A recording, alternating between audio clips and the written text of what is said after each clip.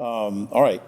We have three great guys here. Of course, Ogie Overman, David Daggett, we held over from the previous segment. And filling in for Keith is Dr. Don Martin, Chairman of the Forsyth County Commissioners. Guys, if Senate Bill 514 in the state passes, it allowed nurses to practice without supervision from a physician. We talked about this exactly a year ago. Now it's a hot item again. You guys okay with nurses delivering patient care without supervision of a doctor? Ogie.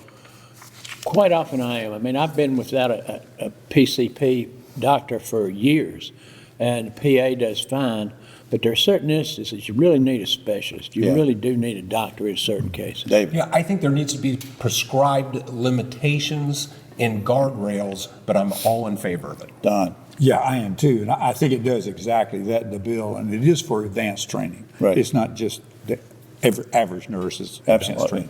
Citing health risks to children, state legislators are also proposing a bill that would ban vape and hemp-derived products on public school grounds. Now, it sounds like a good idea, but now should the use of those products be up to the parents or up to the school, Ogie?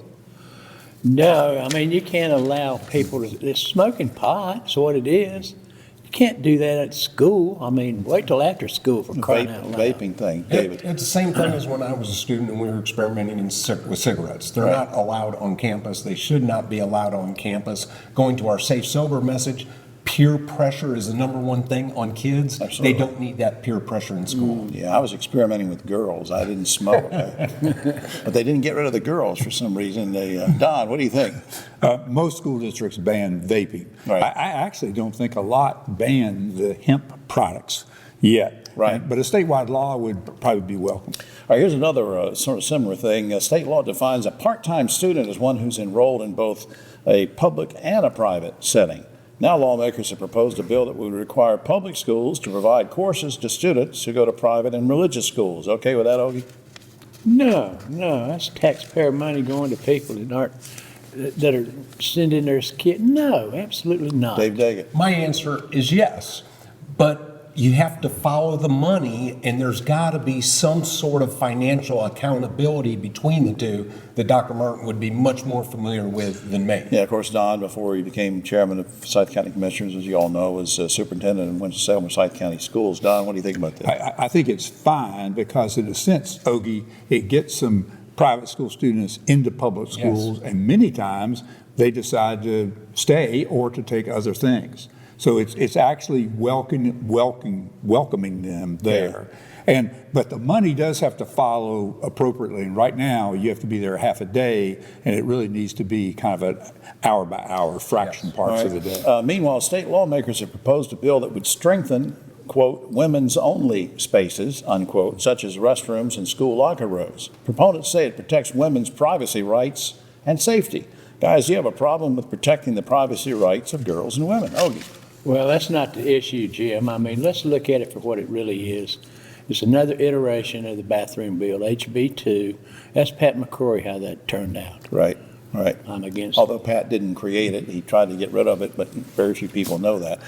David, Ogie's right about it. It's sort of a bathroom bill part 2. But do you have a problem with protecting women's privacy? Do not have a problem with protecting women's privacy. I think we have done that, and I think that's already in place. I think we're looking for a solution to a problem that really doesn't exist. None. I think that's well said. I mean, I respect privacy for everybody. Sure. Men and women, we want to have all public spaces like that. All right. Bathroom.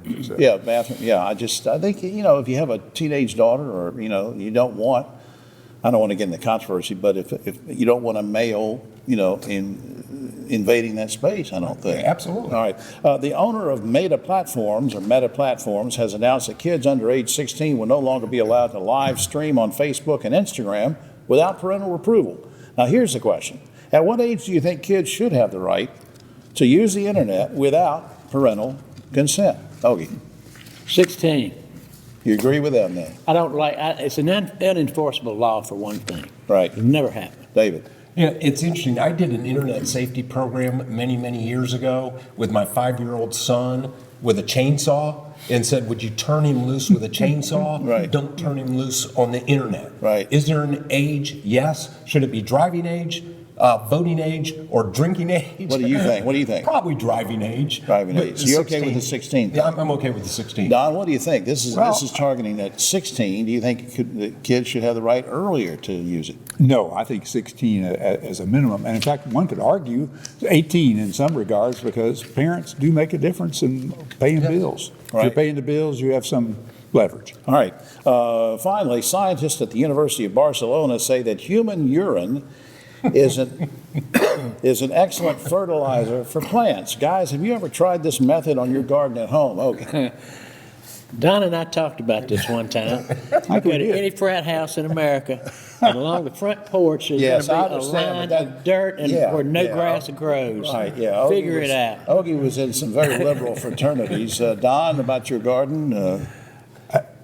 Well, David, you Well, you know what? I consulted an expert, my landscaper. Yeah. And he said, well, look, we use manure everywhere. Right. And I said, yeah, but what about the question? He said, let me give you some legal advice. Take the fifth. yeah. I have, Marcus. All right, 3 peas in a pod. All right, there. All right, that's all the time we have. All right, for all of us here on Triad today, I'm Jim Longworth. We'll see you next week.